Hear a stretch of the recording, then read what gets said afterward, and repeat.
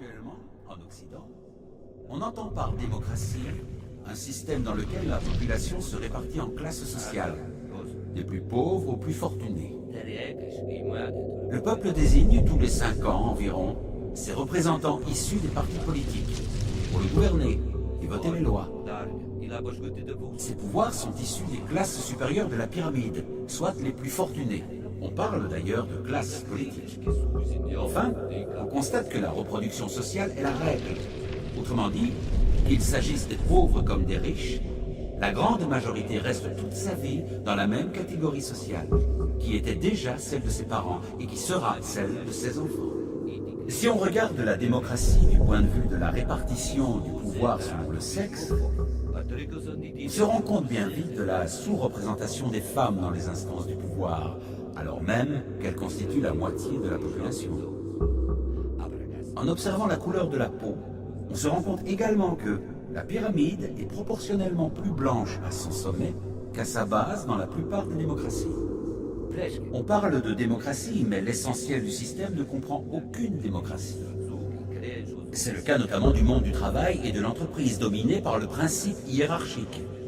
Et la plupart des domaines de la vie, l'énergie, le transport, l'école, les services publics, la finance. Dans le monde des médias, on observe une forte concentration des acteurs qui ont par ailleurs d'autres intérêts. Les armes, les avions, le luxe, le bâtiment, les télécommunications. La plupart des journalistes qui font l'opinion vivent dans les classes aisées et l'on peut penser qu'ils auront tendance à défendre, même inconsciemment, les intérêts de leur catégorie d'appartenance. D'autre part, notre système économique favorise l'accumulation des richesses chez ceux qui en possèdent le plus. Il se trouve que ce sont les plus riches qui prêtent aux États et qui perçoivent les intérêts de la dette publique. Aujourd'hui, les plans de rigueur qui réduisent les salaires et la protection sociale reviennent donc à faire financer par les plus pauvres la dette détenue par les plus riches. Si on élargit la perspective, on se rend compte qu'une idéologie politique et économique est imposée aux populations par des lobbies financiers, industriels, qui ne font que défendre leurs intérêts en dehors de tout processus démocratique. Nombre d'entre eux ont d'ailleurs des budgets nettement supérieurs à ceux de la majorité des États. Ils influencent les décisions politiques, les lois, et parfois même financent des partis politiques.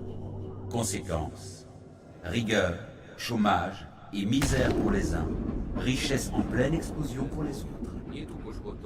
Preuve en est, l'endettement de tous les États du monde est égal aux actifs de seulement 10 banques.